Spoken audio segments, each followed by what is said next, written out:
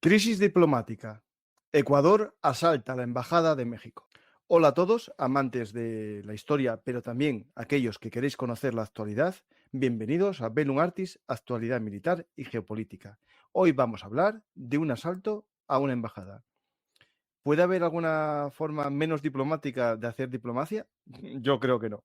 Hoy vamos a hablar y conocer las causas y motivos del asalto de la policía ecuatoriana a la sede consular o diplomática mexicana en Quito. Empezamos el programa y quién mejor que nuestro amigo José Ignacio Montero Vieira para hablar de Ecuador y de México.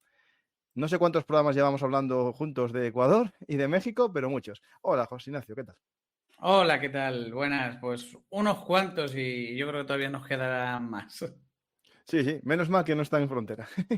Pues Exacto. vamos a tratar un tema que yo creo que se interconecta por todos los lados, ¿no? Es decir, lo primero es la noticia del día, ¿no? El asalto a una embajada, que eso es algo no frecuente. Me viene a la cabeza el de Teherán, en la crisis de la embajada estadounidense en Teherán, ahí en Irán, y también un asalto a una embajada española, no sé si fue en Honduras, me parece, en un momento, En pero hay pocos En asaltos. Guatemala. En Guatemala, eso, Guatemala, en los 80 por ahí. Pero poco más hay en la historia. La realidad es que es casi más respetada las embajadas en la historia que las fronteras de los países, ¿no? Exactamente. Sí, no, a ver, sucesos de este tipo realmente son muy excepcionales y realmente este suceso que ha ocurrido en Ecuador, aunque como vamos a ver, tiene sus antecedentes, no ha surgido de la nada.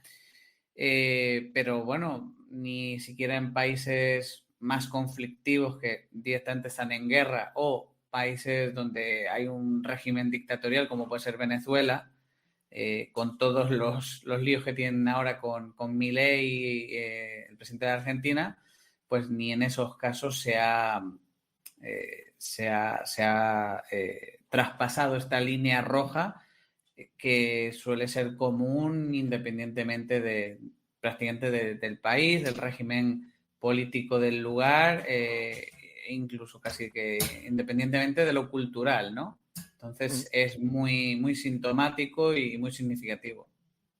Pues vamos a intentar explicar el porqué y ver las raíces profundas de este asalto a una embajada. Aquí vemos una de las imágenes de la policía, fuerzas especiales de la policía ecuatoriana entrando en busca y captura de un ex vicepresidente ecuatoriano. Esto es lo importante, que hay que destacar el motivo. No es que asalten la embajada mexicana buscando algo, sino que están, ya saben que está allí y van a por él, ¿no? Porque, bueno, hablaremos después, ¿no? De eso del refugio diplomático, consular, ¿no? Que es importante o interesante. Y después ver las interacciones, ¿no? Con la política de los países latinoamericanos o hispanoamericanos, ¿no? Que hay mucha amiga entre ellos y como en los distintos polos, porque se está polarizando igual que todo el mundo, pero yo creo que América, la polarización entre entre los partidos que gobiernan las naciones es cada vez más grande, ¿no? Sí, bueno, aparte que ahora yo creo que tenemos más, o sea, en este contexto de polarización, más allá de lo ideológico, creo que también es un tema de estilo, ¿no? Quizá donde antes se priorizaba bueno, pues el sosiego, quizá uno no estaba tan pendiente de los tiempos, de los medios de comunicación, de las redes sociales, pues quizás el estilo de hacer las cosas era otro, era más sosegado, no me salía la palabra. Pero claro, tenemos ahora personas dirigentes prácticamente que no se callan ni debajo del agua, ¿no? Como Petro en Colombia, como Milei en Argentina, cruce de acusaciones, reproches y esto es un poco el pan nuestro de cada día en el escenario latinoamericano, ¿no? Pues vamos bueno, voy a poner un vídeo ahora un poco a ver si encuentro el vídeo justo del asalto, bueno, de la zona del consulado, para que se vea un poco de qué estamos hablando. Es una embajada, ¿no? Y se hizo un salto de la valla con nocturnidad, ¿no? Por parte de las fuerzas especiales, toman el control del edificio y, bueno, y no digo detienen, pero sí, casi sí, lo detienen al canciller, ¿no? Que es como el funcionario responsable de la embajada, porque la embajadora no estaba allí. No sé si en el momento del asalto estaba o no estaba, porque todavía estaba pendiente de salir del país después de haber sido nombrada persona non grata por parte del presidente Noboa. Entonces, no sé. Esta es la embajada mexicana, que fue eso, declarada no grata, todo a raíz, ¿no? de la concesión del refugio consular, ¿no? O el refugio político a este hombre, Jorge Glass, ex vicepresidente de Ecuador, ¿no? Eso es. Sí, a ver, como digo, esto sobre todo en las últimas, no sé si decir semanas, quizás sobre todo en la última semana ha ido escalando la situación, acusaciones bastante graves por parte de López Obrador, bueno, pues dando a entender que las elecciones en Ecuador no habían sido, pues quizá todo lo limpias que debían de haber sido, dado que el homicidio de Fernando Villavicencio, de uno de los candidatos presidenciales, pues de alguna forma afectó a la candidatura de Luisa González, digamos, de la línea de Correa, de izquierdas en este caso. Y claro, eso fue pues una acusación bastante grave. Hubo una reacción por parte de la hija de Villavicencio y hubo una reacción por parte del gobierno ecuatoriano nombrando, en este caso, a la embajadora de México persona non grata e invitándola a salir del país con inmediatez, ¿no?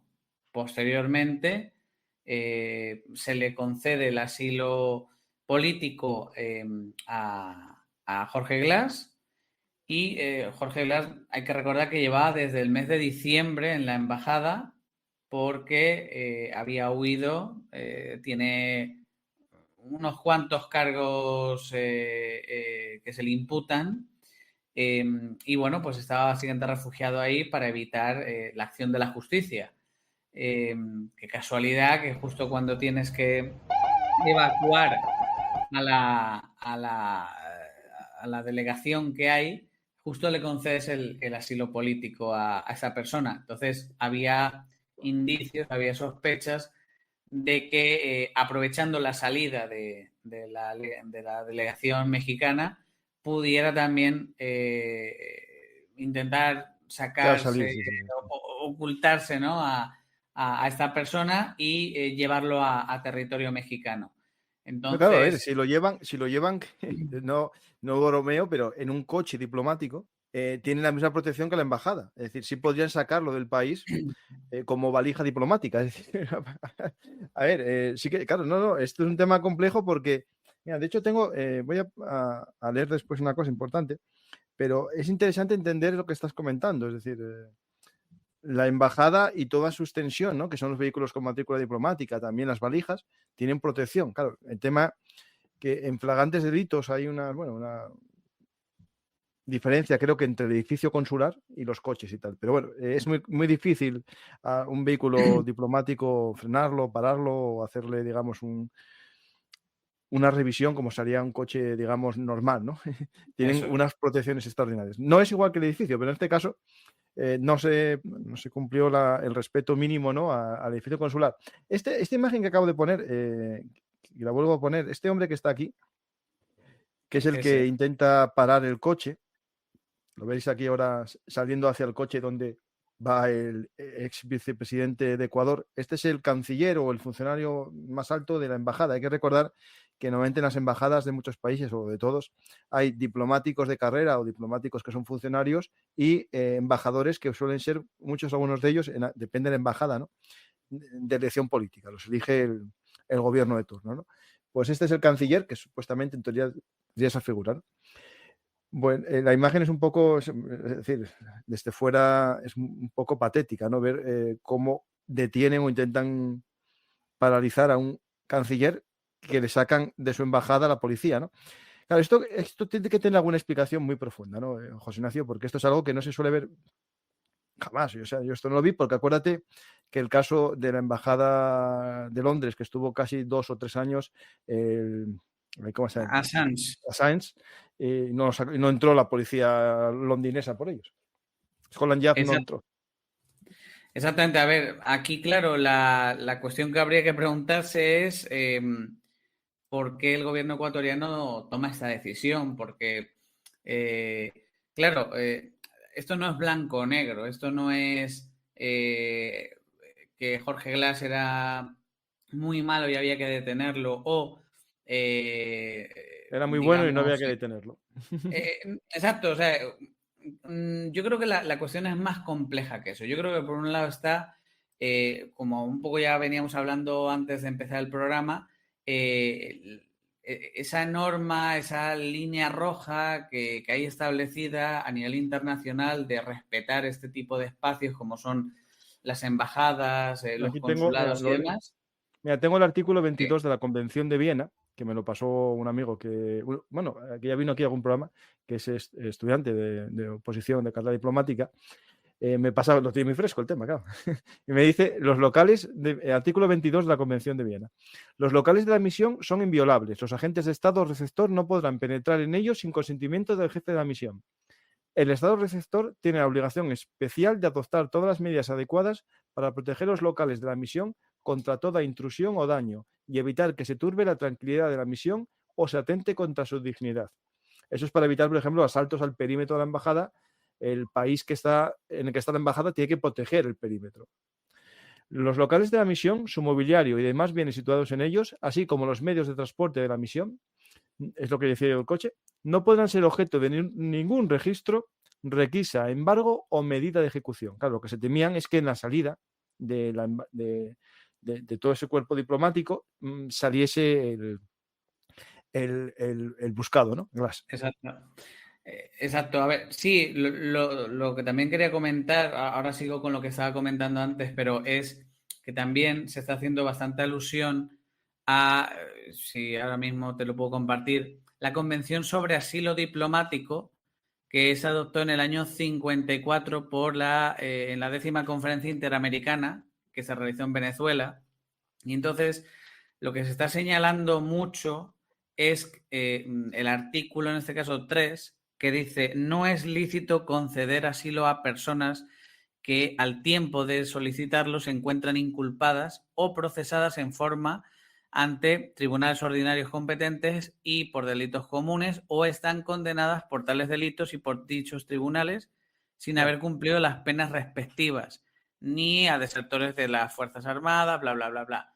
Claro, ¿qué es lo que ocurre? Que este señor, cuando llega a la embajada mexicana en diciembre, pues tiene varias cuestiones pendientes con la justicia.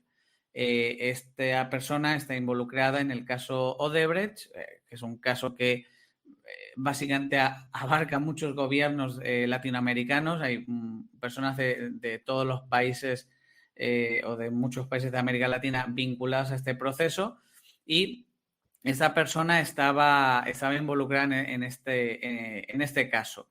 Claro, Si claro. no me equivoco, esta persona salió de prisión de aquella manera, supuestamente la forma en la que salió no fue demasiado limpia y al parecer, bueno, le dijeron, no, mira, te toca todavía cumplir, creo que eran 2 o 3 años más por este caso, oye, hay que volver a reingresar en prisión y ahí es donde él aprovecha para fugarse, ¿no?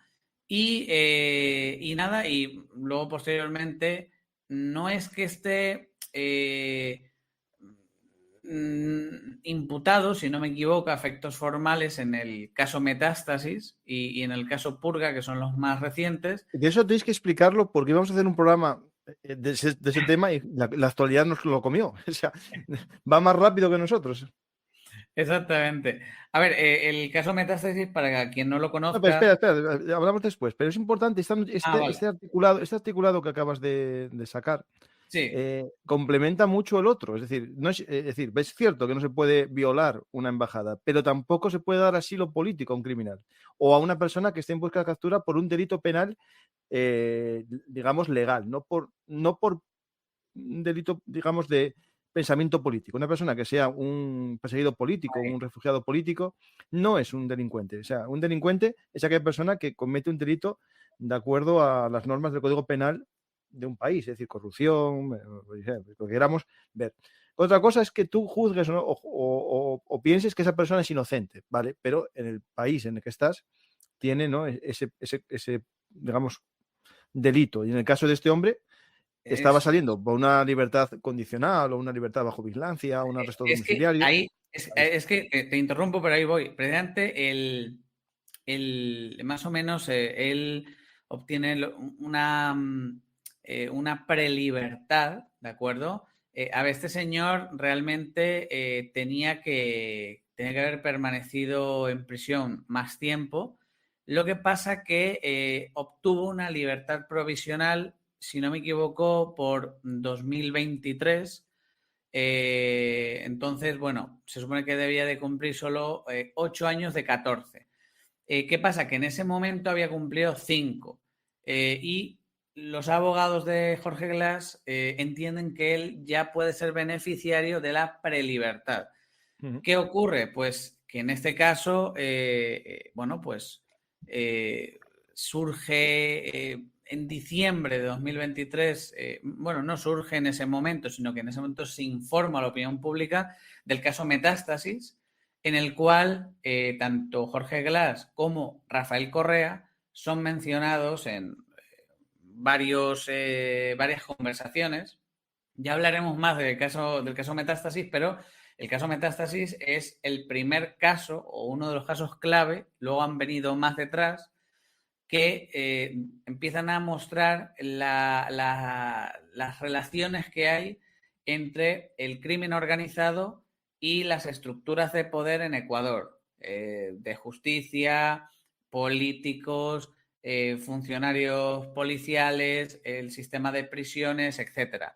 Y no solamente están partidos o gente de izquierda, como puede ser Glass o el señalamiento hacia Correa, al cual Villavicencio ya acusaba de varias cuestiones. También acusaba a López Obrador de apoyarse con el crimen organizado, sino que también sale incluso el expresidente de Ecuador, Lasso, ¿no?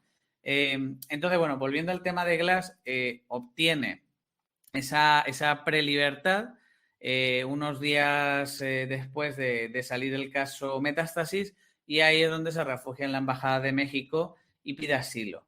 Se había ya hablado hace varias semanas de si podría aprovechar para fugarse y llegar a México por sus propios medios, y yo creo que ahí es donde se empezó a reforzar un poco la seguridad en el perímetro de la Embajada de México en Ecuador. Hasta que, bueno, se han ido dando los acontecimientos que hemos dicho anteriormente en estos últimos días, y que han terminado pues con el caso del asalto, ¿no?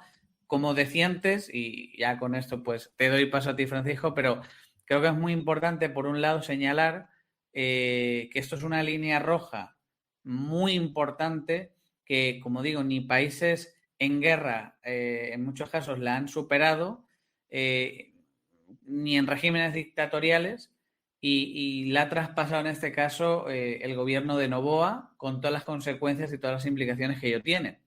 Pero creo que también, por lo tanto, es muy condenable el hecho de haber asaltado la embajada, pero también entiendo que se está empezando a hacer bajo mi punto de vista, un mal uso del concepto de este comodín de asilo diplomático para personas que realmente no están siendo perseguidas por su ideología, por nada de esto, sino que son personas que lo que quieren es eludir la mano de la justicia. Y hay un caso muy parecido con Ricardo Martinelli, el expresidente de Panamá, el cual tenía pensado presentarse a las elecciones. Él estaba vinculado a un caso de corrupción en Panamá, y él pensaba que la acción de la justicia llegaría después de las elecciones y, por tanto, ya con el presidente y con aforamiento. ¿Qué ocurre? Que no. Se le condena en julio del año pasado y hace unos meses, hace poco, la jueza ha confirmado la sentencia. Entonces ya le ha quitado todas las posibilidades de poderse presentar. Él está refugiado en la Embajada de Nicaragua. Nicaragua ya le ha dado el asilo político, ha pedido a Panamá que le deje transitar hacia territorio nicaragüense. Panamá ha dicho que no. La diferencia que Panamá, pues obviamente no ha expulsado al embajador de Nicaragua, mantiene una especie de bloqueo y no ha saltado el consulado, pero podría haberlo hecho también. No, claro, aquí se produce, por un lado, vale, un derecho, ¿no? Que es el que establece el Convenio de Viena, y otro límite a lo que son los derechos consulares, que es lo que prohíbe en América, en los países hispanoamericanos, el de Venezuela. Es decir, que no se puede dar asilo a personas que son perseguidas por un delito penal, ¿no? Es decir, claro, ¿anula un incumplimiento el otro derecho? Eso es lo que entraría en tela de juicio. Yo creo que no, porque uno es, digamos, a nivel internacional, y yo creo que no limita, pero es cierto que se producen abusos, ¿no? También, bueno, yo no creo en las coincidencias, ¿no? Que uno de los más famosos refugiados, Julian Assange, haya sido en la Embajada de Ecuador. Esto es seguro que pensaban que esto es un mecanismo muy válido para cuando me van mal las cosas en mi país, siempre tendré unos amigos, ¿no? Que me refugien en la embajada de mi país. Claro, esto es algo a ver, que desde un punto de vista, ¿no? De la soberanía nacional y todo esto, puede ser muy peligroso, ¿no? Es decir, tú imagínate en los distintos países en los que la corrupción vaya a escampe, ¿no? Sepas que si tienes amigos potentes en una embajada, te puedas escapar de la justicia de tu país escondiéndote en esto, ¿no? Es decir, al final, como yo lo voy a enlazar también con la geopolítica, ¿no? Es decir, América tiene ahora mismo una polarización en la política muy grande, es decir, entre los extremos, ¿no? Es decir, populistas de izquierdas y populistas de derechas. Es decir, existe una gran ruptura, ¿no? Digamos, de la clase política. Claro, en Europa también, ¿eh? Pero Sí, no llega no. al nivel. Pero no llega al nivel que creo que hay en América de creación de unos bloques cada vez más marcados, ¿no? De casi alianzas, ¿no? Lo que sí que te quería decir es que, de todas formas, en este contexto de polarización, creo que la reacción del resto de países de América Latina ha sido relativamente unánime. Es decir, incluso alguien como Milei, pues que se ha mostrado tan tajante con Venezuela, con Colombia, etcétera, ha condenado también el acto. Es decir, Ecuador en este caso se ha quedado bastante solo. Y te digo algo de última hora. Nicaragua anuncia que rompe relaciones con Ecuador también. No, claro, lógico. Entonces, esto realmente tiene muchas aristas, muchas caras, porque, por un lado, en 20 días, Noboa se juega un plebiscito para darle poderes especiales al ejército, un poco como en El Salvador Bukele, más o menos parecido. Se juega eso. Ya tenía protestas a nivel interno porque se supone que se había hecho un referéndum para empezar a cerrar ciertos campos petrolíferos que están sobre todo en ciertos departamentos de mayoría indígena. Como el país necesita dinero para financiar esta lucha contra el crimen organizado, eso se dejó en stand-by, ya tenía a este sector protestando, hablando de subir el IVA, de impuestos, bla, bla. Es decir, él ya de por sí la situación interna que tenía era complicada. Más complicada se le estaba poniendo en las últimas semanas con un repunte de violencia, con varias matanzas, etcétera. Entonces, en el plano interno lo tenía mal, pero ahora a nivel externo, pues en un momento que Irán necesitaba más que nunca del comercio, pues estás empezando a enemistarte con tus vecinos. Se está hablando de expulsar del Mercosur a Ecuador. Luego, el precedente que puedas estar sentando a nivel internacional, dependiendo de la reacción que se tenga con Ecuador, si la respuesta no es muy, muy firme, bueno, pues a lo mejor hay algún otro país tentado de asaltar otro consulado, si esto no va a tener consecuencias. Ya llevamos entre el bombardeo israelí del otro día en Damasco prácticamente No, a pero los la... israelíes fueron más finos, dieron justo el edificio que está al lado. Sí, pero bueno, al final... No, pero creo que no estaba en el recinto diplomático. Pero Bueno, bueno, sí que es verdad que, bueno, sí, blanco en botella de leche, eso es cierto. exacto. Pero Pero bueno, bueno, pero fueron más pues, finos en ese aspecto. exacto. Eso fueron más finos.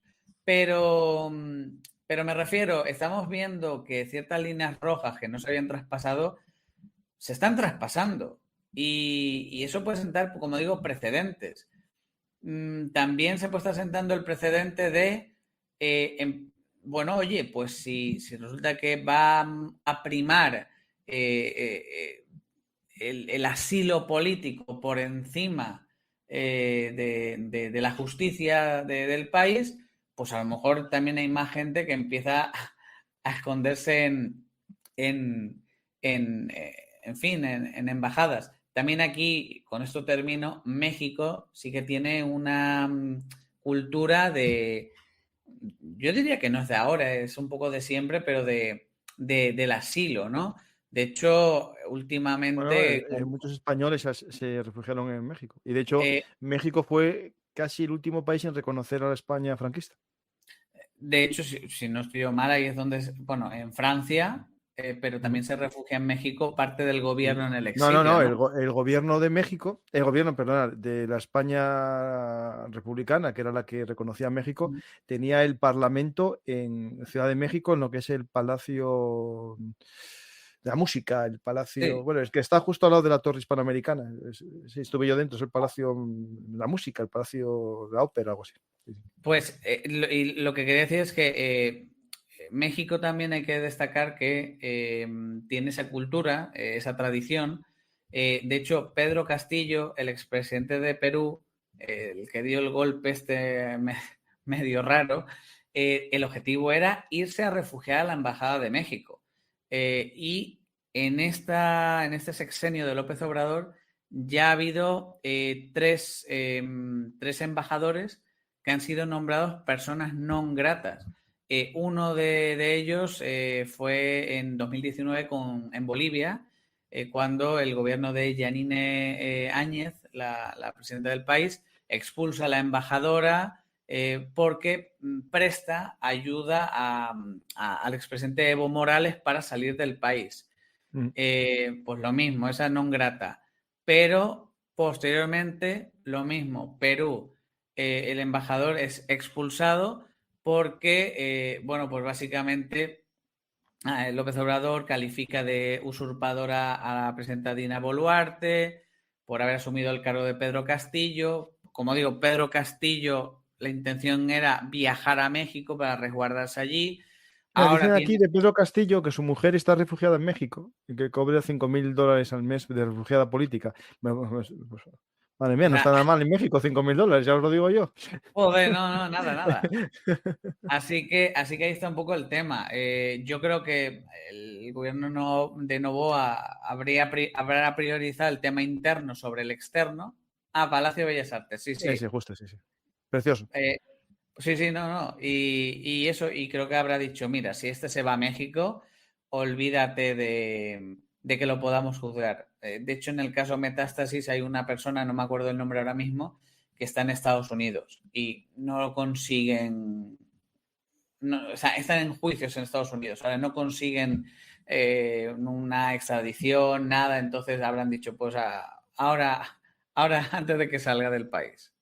Mira, voy a poner esta mujer que es desconocida para el español medio y creo que es importante en esta trama, ¿no?, de lo que está pasando en Ecuador. Esta mujer es Mónica Palencia, ministra del gobierno de Ecuador. Pero lo interesante es que es mexicana de nacimiento. Sí. Y esta es como la ministra de gobierno, debe ser como una ministra de Interior o algo así. Y esta es mexicana. Por tanto, la relación que pueda tener ella con Obrador es muy importante entender lo que está pasando también. Exactamente. Sí, sí, sí, no, totalmente es una curiosidad, pero, pero bueno, no sé.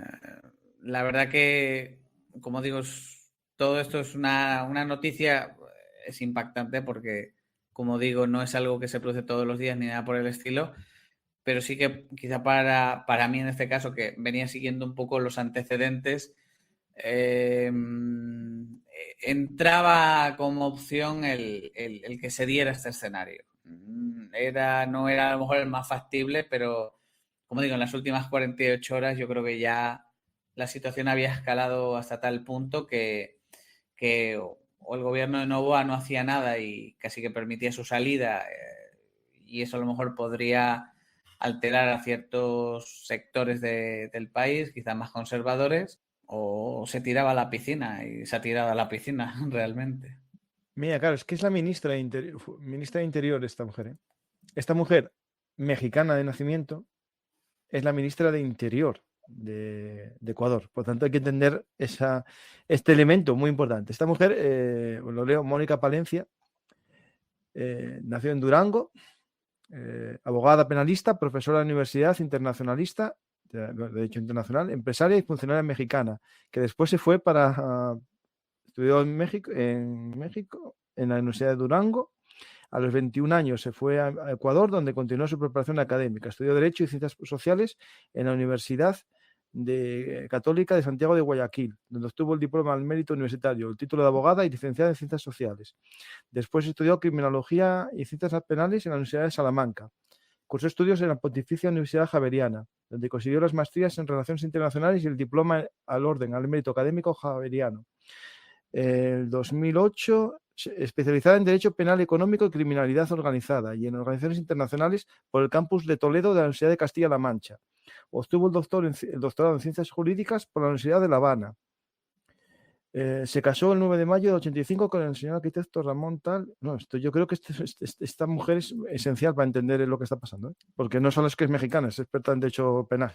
Aquí hay una amiga y además con elementos muy, muy distintos a Obrador, ¿no? En su formación, ¿no? Pues me parece muy Y interesante este caso. no, y sobre todo hay otra cosa muy interesante y es que, por lo menos yo de lo que conozco más, que es de México, en México, bueno, no sé, prácticamente no digo imposible porque imposible en este caso no hay nada, pero formalmente hablando es muy complicado poder ocupar cargos sin ser mexicano de nacimiento. Es decir, que no vale ni siquiera con que luego te hayas nacionalizado.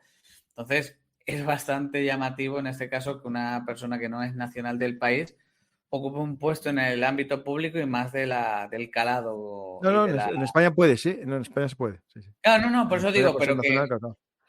por eso digo que en México, que es un poco lo que más conozco, Ujú. esto está totalmente descartado. Por eso me llama la atención que en este caso, pues sí que Sí, sí. pueda y demás. Pues tenemos este tema que es muy importante y yo creo que voy a enlazar todo esto, aparte del caso que comentaste de corrupción política vinculado con la organización criminal, hay que entender también los nexos entre organizaciones criminales, ¿no? Aquí contigo hicimos programas sobre los narcos mexicanos e hicimos también sobre los narcos ecuatorianos, ¿no? Y vimos los grandes lazos en común, incluso con el asesinato de Vicencio, estaban vinculados, ¿no? Narcos de ambos países.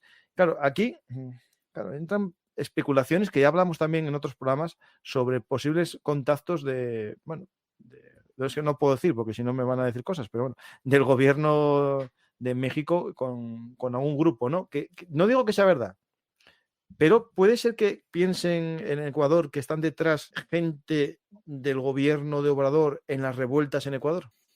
Yo lo que... Es que no lo digo porque es que es tan raro todo esto. Esto es tan raro que no. Es que es muy raro todo, ¿eh? O sea, no puede ser solamente por coger a un corrupto que está refugiado.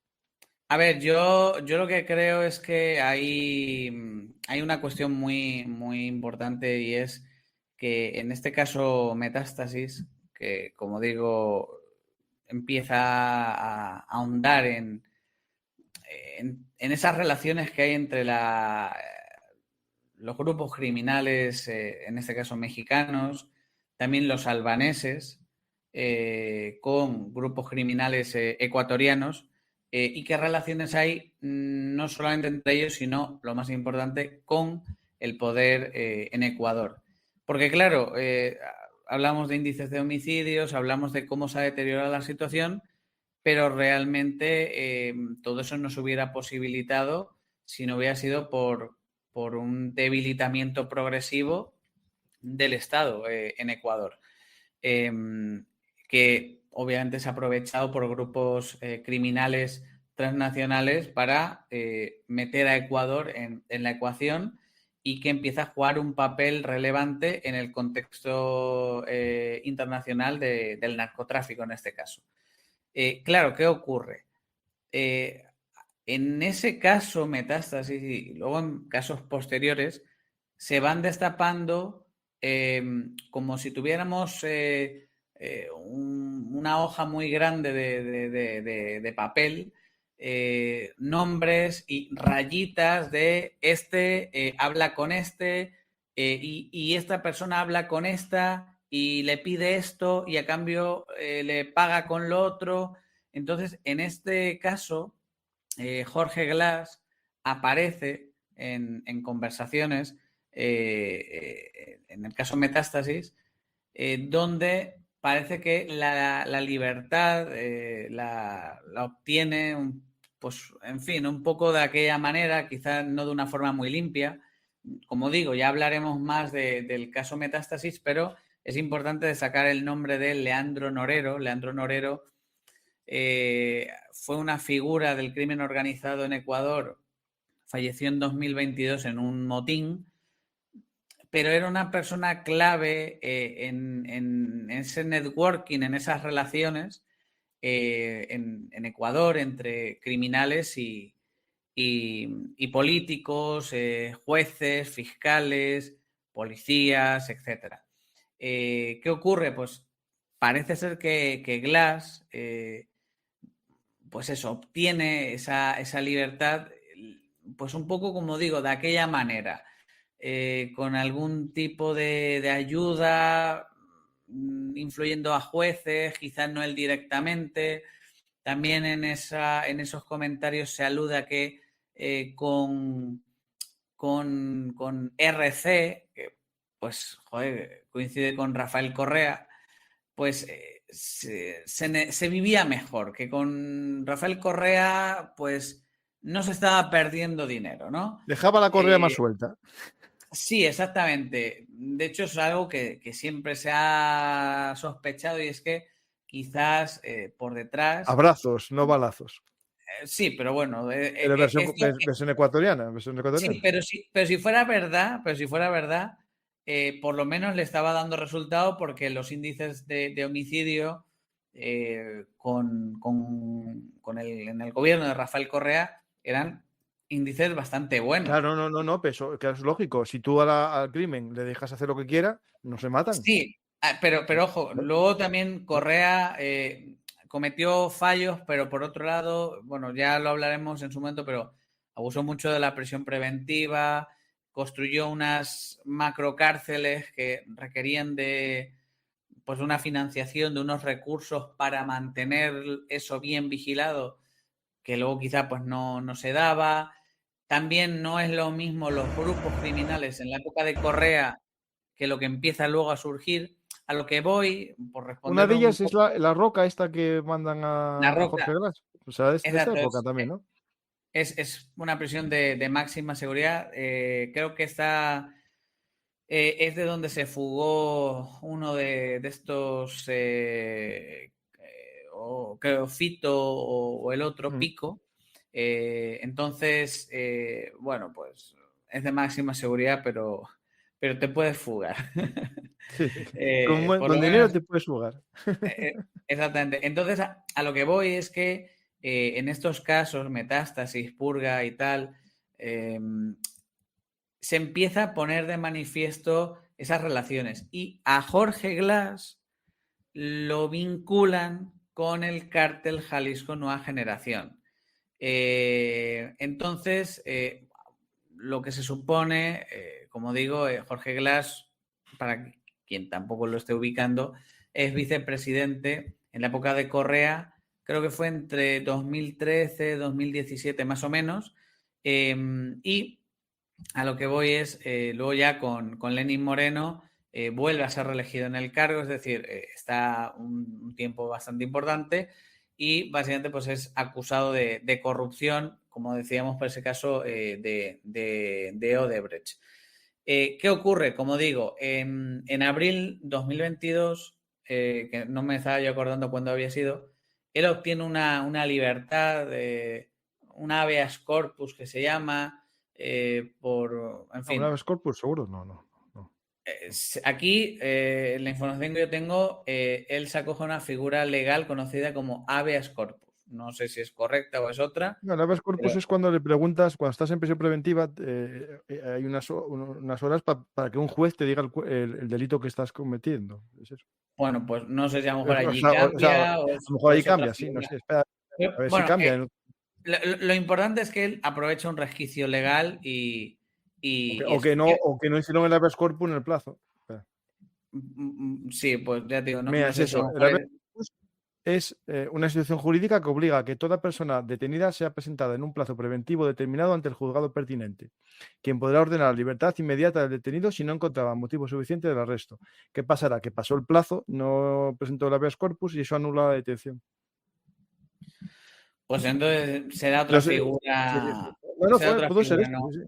No, pidió el habeas corpus, como pasó el plazo de presentación ante un juez, se anula el procedimiento y un juez tuvo que sacarlo de la cárcel y se marcharía. Exacto. A ver, entonces, lo que pasa que, como digo, obtiene esa libertad. También hay que decir que él llega a algún tipo de pacto, como digo, con este Leandro Norero, pues a cambio de unos, creo que son $250.000, que se le paga pues a diversos funcionarios judiciales, etcétera, pues da como resultado la liberación del ex vicepresidente. Claro, ¿qué pasa? Que aquí también depende un poco quién tome el caso, si está untado, si no está untado, si es Sí, claro. corrupto o no corrupto, pues te sueltan, o a lo mejor luego llega otro que lo retoma y se desdice de lo que su compañero dijo anteriormente. ¿Qué pasa? Bueno, se le relaciona con el cártel Jalisco Nueva Generación, pero de una forma indirecta. ¿Por qué? Porque se le relaciona con estos... se relaciona con estos, con este personaje, con Norero, que a su vez sí que tiene relación con los cárteles en México. Y ya digo, de hecho, los cárteles mexicanos, ya hablaremos de ello, pero son los que autorizan a la muerte de Norero, precisamente durante el motín penitenciario. Pero a día de hoy, por lo que yo sé, las relaciones entre políticos ecuatorianos u otras figuras y miembros del crimen organizado en México, se sabe que hay, pero todavía no está claro quién, qué, en qué momento, cómo, si eso sí se ha logrado aterrizar con otras figuras que no tienen tanto que ver quizá con la política, sino pues más bien con el ejército, etcétera. Ahí sí se ha logrado, como digo, desentrañar ciertas relaciones, pero a día de hoy no. No sé si según vayan saliendo más informaciones de estos casos que están dándose ahora, podamos encontrar algo, pero en principio ahora mismo no hay nada muy claro. El militar que yo tenía en mi cabeza, que también falleció en 2019 en un motín, fue Telmo Castro Donoso, alias el Capi, esta señora capitán del ejército ecuatoriano en la provincia de Sucumbios, es una provincia selvática, y ahí, producto de su trabajo, pues él empezó a hacer ciertos contactos con las FARC, empezó a conocer gente, entró en contacto con el cártel de Sinaloa, en fin. Eso sí está documentado y es evidente, pero como digo, incluso la mención de Rafael Correa en el caso Metástasis es eso, es una mención, hablan de él, pero no podemos decir que Correa está Bueno, eso involucrado con un directamente, sí. delito concreto, ¿no? Eso hay una cosa que pasa a veces cuando los delincuentes saben que están ya bajo escucha, y eso en los casos que hay política por medio suele haber filtraciones, ¿no? Y a veces dicen, vamos a poner el ventilador a tope. Entonces, como saben que les están escuchando, meten nombres sueltos por ahí de otros para aumentar un poco la investigación policial y que se pierda el tiempo, ¿no? Quién sabe si ese caso es de estos, de ventilador, o bueno, un caso auténtico, ¿no? Eso lo A ver, investigará la policía de Ecuador, claro. el caso Metástasis viene de que cuando matan a Leandro Norero, encuentran en su celda en prisión 15 teléfonos móviles y Bueno, empiezan a claro. analizar el contenido de En los prisión, ¿eh? teléfonos en prisión, claro, pues ya la prisión es la oficina. Y entonces ahí empiezan a evaluar estas conversaciones y ahí es donde se empieza a ver el alcance de todo esto. Gente, bueno, es que está todo el mundo metido. Yo hice un artículo para Descifrando la Guerra sobre el caso Metástasis y bueno, es que era una telenovela, literalmente. Cómo va evolucionando a lo largo del tiempo las sucesiones en las organizaciones criminales, cómo esas organizaciones van evolucionando, van cambiando hacia organizaciones más ambiciosas, más grandes, cómo hay luchas por el poder, cómo ahí empiezan a recibir armamento y dinero de las organizaciones criminales de México, cómo empiezan a entrar en prisión unos, a pagar, se relacionan con unos, con otros, fiscales, jueces, bueno, de todo. Que al final era algo que uno, por lógica, sospechaba, porque ¿cómo es posible que se haya deteriorado tanto la situación si el Estado sigue siendo fuerte, ¿no? Lo que pasa es que el Estado no era fuerte, lo que pasa es que el Estado ya se había entregado pues al dinero y a la corrupción y por lo tanto a la infiltración de la criminalidad organizada en el seno del país, ¿no? Pues la verdad que esto se va mezclando y complicando todo. José Ignacio, tenemos preguntas. Vamos a las preguntas porque yo Sí. creo que pasamos por los puntos. Lo único bueno, el vídeo ese que os puse es la detención. Hay otro vídeo que es muy llamativo porque es el punto que le llevan al aeropuerto para mandarle en avión a La Roca, ¿no? Lo voy a poner para que tengamos todos los vídeos que andan rulando por internet, saliendo de la comisaría, ¿no? El de la policía preventiva, creo que se llamaba, ¿no? Pues, que es en este vehículo, que después se filtra una imagen de Jorge Glass en este vehículo. Está siendo trasladado al presidente de la República.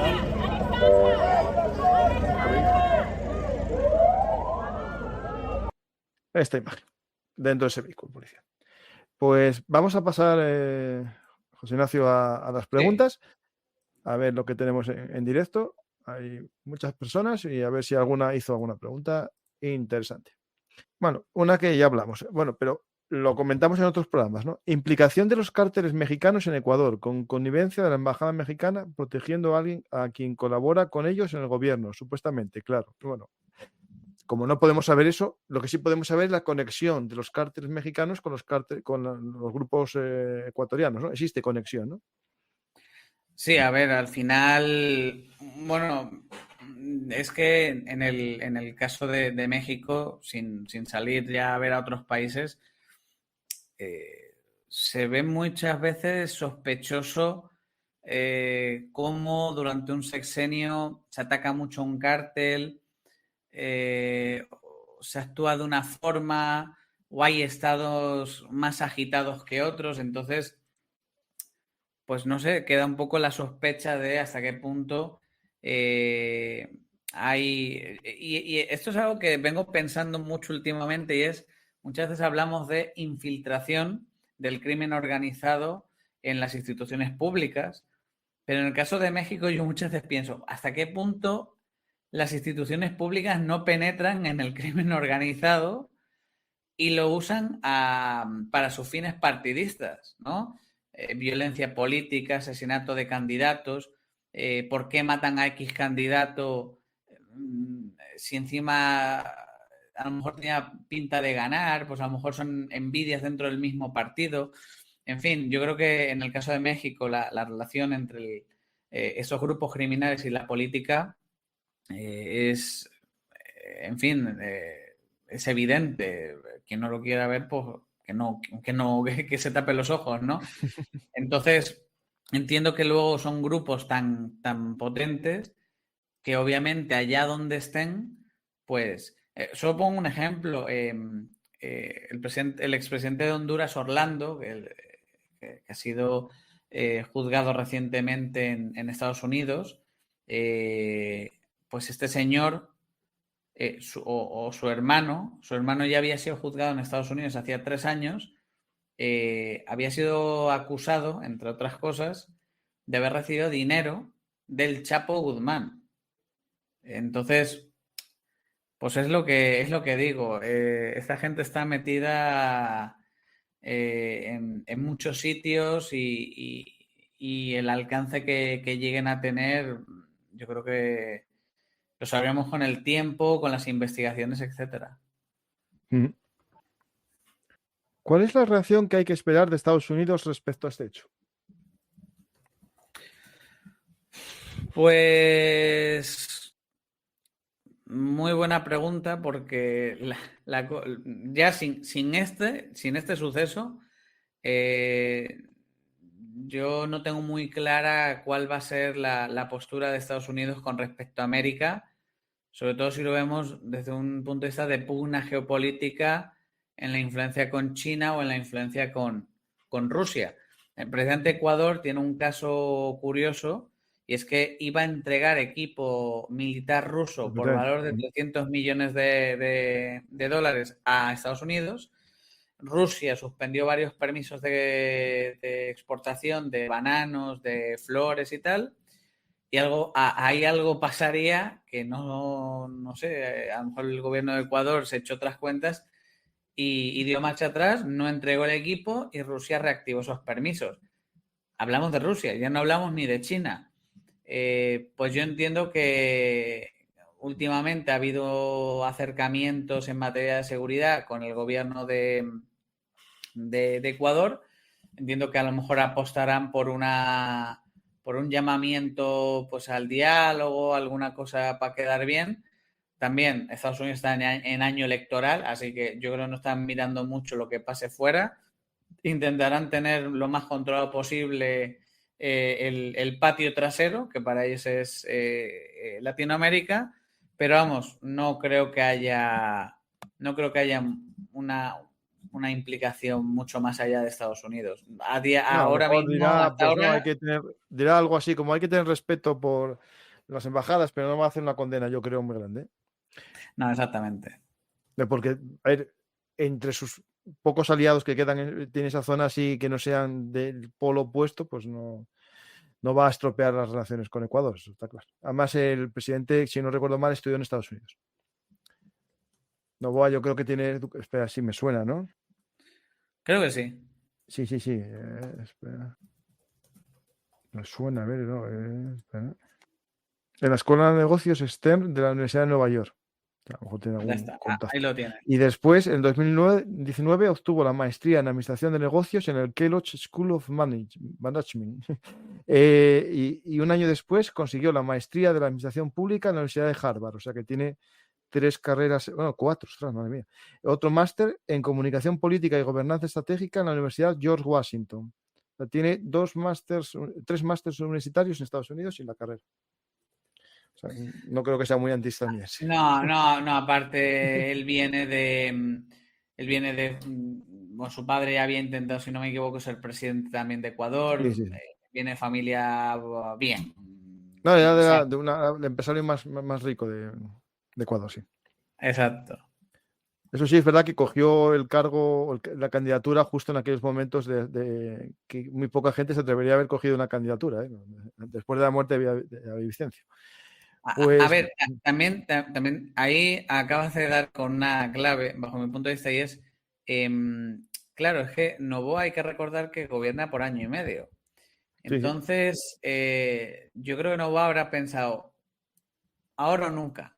Es decir, en año y medio, quizás si tú optas a una reelección, a lo mejor no puedes ir con medias tintas, a lo mejor tienes que apostar por un todo o nada, y quizás lo ha interpretado así y por eso ha tomado la decisión que ha tomado. También hay que ver en próximos días, pues eso, qué reacción hay por parte del gobierno ecuatoriano y si esto hay algún tipo de diálogo o no, porque en el actual contexto de polarización, complicado. Ahora, esto que ha ocurrido hoy es la mejor noticia que puede haber para los criminales, porque al final tienes un montón de estados echándose la pelota entre ellos, o bueno, la pelota o las piedras, eh, justo cuando lo que se necesita es más colaboración, cooperación entre países, compartir información, y al final, por una cuestión ideológica, por una cuestión de formas, bueno, pues están tirándose de los pelos los unos y los otros. Mm. Sinaloa usa AR-15 y armas OTAN y Cártel Jalisco usa Norinco y armas rusas. ¿No será un conflicto proxy de otros más geopolíticos? O sea, No, porque el depende de cartel. dónde Yo creo consigan que, el vendedor de armas. O sea.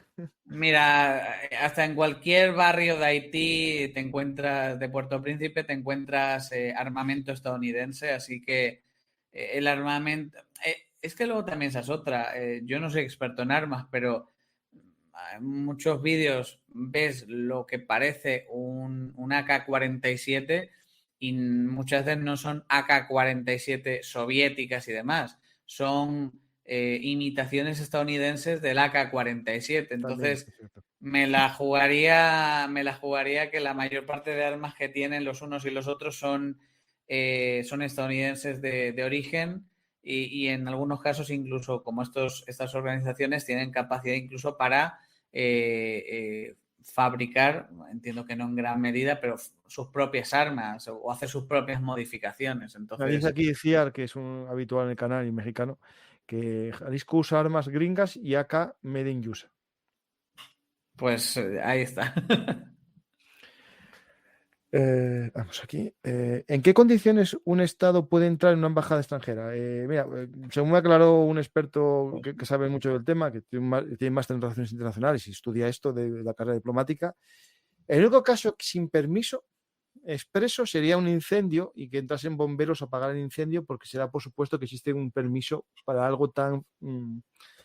pero no más, porque incluso aunque haya un secuestro y tal, tienen que tener permiso. Es decir, el caso de la embajada de Irán, cuando entró la policía británica, en ese caso, era con permiso del gobierno iraní. O sea, no es nada Yo fácil. No. ahí voy a agregar una cosa, también, no por ser polémico ni nada por decirlo, pero un poco por también abordar otras cuestiones, y es que en México hay algunas personas que lo que están señalando es ¿y dónde estaba la seguridad de la embajada?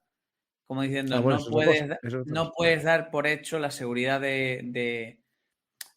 ¿cómo lo explico? Si con todas las cuestiones legales que haya, pero para que nos entendamos, se supone que el consulado, la embajada, es como si fuera el territorio del país en el país que lo acoge, ¿no? Entonces la embajada mexicana, pues supone que es territorio mexicano. Pero claro, tú te fías de esa ley, pero tampoco has puesto las herramientas para oponerte. Claro, había personas que decían, ¿y dónde está el agregado militar de la Embajada de México en Ecuador? Claro, que ni había agregado militar probablemente, ni había policías, ni nada. Y eso creo que no es solamente en Ecuador, también ocurre en más sitios. En España, ya te digo, en lo que es la parte de atención al público, hay un guardia de seguridad, no hay más, ¿eh? por lo menos visible. Entonces también se ponía de manifiesto esto, ¿no? Que muy bonito que sobre el papel se te garantice la soberanía de tu país, pero en la práctica no has puesto ninguna herramienta, ningún medio para evitarlo, ¿no? Sí. Digo, por abrir Claro, no. En España, por ejemplo, está la Policía Nacional. No manda policías normales a las embajadas tranquilas, a los que son más problemáticos, miembros de los la geos. OIP, y las que son chungas, que ya aquello ya está muy caliente, manda geos. Y de hecho, por ejemplo, en España sufrimos el atentado en la embajada En de Kabul. Afganistán. Sí, en Afganistán. Y hay todo un programa sobre si lo queréis ver, ataque a la embajada española en Kabul, en la que había miembros de la OIP y tal. ¿Pero qué pasa? Que no es tan fácil, no están todo el día y 24 horas en el edificio de embajada, porque después está la residencia consular, donde vive el embajador también. Entonces en España escoltaban al embajador cuando iba a su casa y de su casa a la embajada. Pero los policías dormían en otro edificio, no dormían en el edificio de embajada. Estados Unidos, claro, sus embajadas son muy grandes y son casi cuarteles, que están los marines vigilando el consulado, ¿no? O la embajada, perdona, un consulado no tiene tanta protección, pero sí que tiene protección, digamos, de algún tipo. Otra cosa es que sí va a haber un tiroteo allí. Ahí está la cosa. Bastante. Es decir, no creo que hubiese un tiroteo. Y de hecho, si entraron es porque sabían que no había seguridad, o la seguridad era una seguridad privada también, quién sabe. Sí. No, con orden judicial no se puede. Sería una orden judicial del país al que vas a asaltar. No, de tu país no. O sea, del país en el que está sede la embajada, no. Es del país de la embajada. El caso de Assange, Julian Assange estaba buscado por varios cargos y pues muy bien, pero no está en tu territorio, ¿no? Entonces, lo más que puedes hacer es un cerco y hasta que se rinda, básicamente. Pero Claro, vamos. hay que recordar que es verdad lo que dice, porque la gente, claro, que era un delincuente escapado, es cierto, y eso lo prohíbe la Convención de Venezuela, el Acuerdo de Venezuela. Pero claro, entre los dos acuerdos, el de Viena y el de Venezuela, pues ¿quién vale más? Esto habría un juicio internacional, ver si un artículo anula el otro o no. Claro, Entonces, luego aquí, sobre todo en el contexto de Latinoamérica, sale a relucir un concepto que yo personalmente no lo manejo tanto, pero sí otros compañeros de Descifrando la Guerra, que es el concepto de lawfare, que es cuando se instrumentaliza la justicia con el fin de conseguir algún tipo de beneficio político. Entonces, hay veces donde la defensa de algunas personas que están vinculadas a procesos judiciales es, no, es que esto es un caso de lawfare. El sistema de justicia está siendo instrumentalizado en mi contra. No quieren que yo me presente, no quieren que yo gane. Pero a veces es verdad, hay casos de eres tú el listo que quiere dices que es librarte de la lawfare para justo eso, para que no te Exacto. persiga la policía. Es un argumento que tú usas para tú librarte de la acción de la justicia y seguir con tu objetivo de lo que sea, ganar unas elecciones, una reelección, lo que sea. Sí. En este caso, a ver, que no es un caso de presunto, él estaba huido de la justicia porque se escapó en una prisión, en una, digamos, libertad bajo fianza, una libertad tal, se escapó. Es decir, no hay dudas que en ese caso estaba penado. No es un caso como alguien que, no, pues un lawfare, están acusando algo que no hizo solamente porque es un disidente político o es el Claro, adversario político. No, en este otra caso no, cosa, estaba condenado. exacto, otra cosa es que hubiera una investigación en curso, él No, hubiera pero sido no, señalado. pero el acuerdo de Venezuela dice claro que si es un investigado procesado penal, valdría igual, ¿eh? Pero claro, entraría el lawfare ahí sí entraría esa palabra que tanto gusta últimamente. Saludos a los dos. ¿Y qué piensan que pasará después? Bueno, una guerra entre México y Ecuador no lo veo. No, porque México tiene al ejército entretenido con los criminales y Ecuador también tiene entretenidos a los suyos. Así que, no, a ver, yo creo que a partir de ahora, yo no soy amigo de las predicciones, no creo saber tanto ni tener una bola de cristal, pero creo que ahora los derroteros van a ir más por una una cuestión diplomática de ruptura de relaciones, quizá algún país más que se pueda añadir. Y bueno, habrá que ver Ecuador hasta qué punto es apartado o marginado de ciertos foros internacionales. Y habrá que ver también, sobre todo, a nivel interno, qué ocurre, ¿no? Hoy una persona en Twitter, yo había publicado algo, me respondió diciéndome bueno, que estas crisis pasan porque los gobiernos cambian. Y es cierto, probablemente si llegue al poder esa alternativa más de izquierda, más de Correa, Luisa González es la candidata por Revolución Ciudadana, si no me equivoco, bueno, pues probablemente y tuviera algún tipo de acercamiento con México, incluso algún tipo de disculpas, y ahí se habría acabado la crisis, ¿no? La cuestión es que todo va a depender de este gobierno, qué apoyos tenga, cuánto dure y demás, porque incluso esos sectores conservadores, no todos, pero una parte de esos sectores conservadores que apoyaron a Noboa, han criticado esta acción contra la Embajada de México. Entonces, yo creo que va a depender casi... vamos a tener una ambivalencia entre lo que pase fuera y lo que pase dentro, pero a la larga va a pesar más lo que pase dentro, si hay algún tipo de cambio de color, de ideología en el gobierno, ¿no? Sí. ¿Hay alguna pregunta más? ¿Será que las acciones tanto del gobierno de México sea para buscar eso de unir a la sociedad con el respectivo gobierno? ¿No había problema en México, entre México y Ecuador o Perú y Bolivia? A ver, claro, con Perú y Bolivia, lo que hablamos antes de la ayuda a Evo Morales, de la ayuda a Pedro Castillo, aquí no creo que sea nada premeditado, pero lo que sí se puede dar es una reacción nacionalista, ¿no? Es decir, que más allá de que a ti López Obrador te parezca mejor o peor, pero no ha sido una acción contra Morena, ha sido una acción contra la Embajada de México en Ecuador, contra tu país. Sí, Y señor. hay bastantes figuras que discrepan totalmente con López Obrador, incluso lo consideran en parte responsable de lo que ha pasado, pero anteponen el tema de México. Bueno, pues eso a lo mejor de cara a unas elecciones que se van a celebrar ¿No en le 2 viene meses, mal? pues mira, no le viene mal. Ahora, el hombre está últimamente que lo tira con Milei, hablando cariñosamente con Petro, no sé, es decir, López Obrador está teniendo una versión de política exterior mucho más visible de lo que la ha tenido todo el sexenio prácticamente. Él era más de temas interiores y ahora pues dirá, bueno, pues total, para lo que queda en el convento, pues venga, pa'lante. Pues para adelante vamos. Vamos a sacar una Aparte, pregunta más. aparte ha sido muy prudente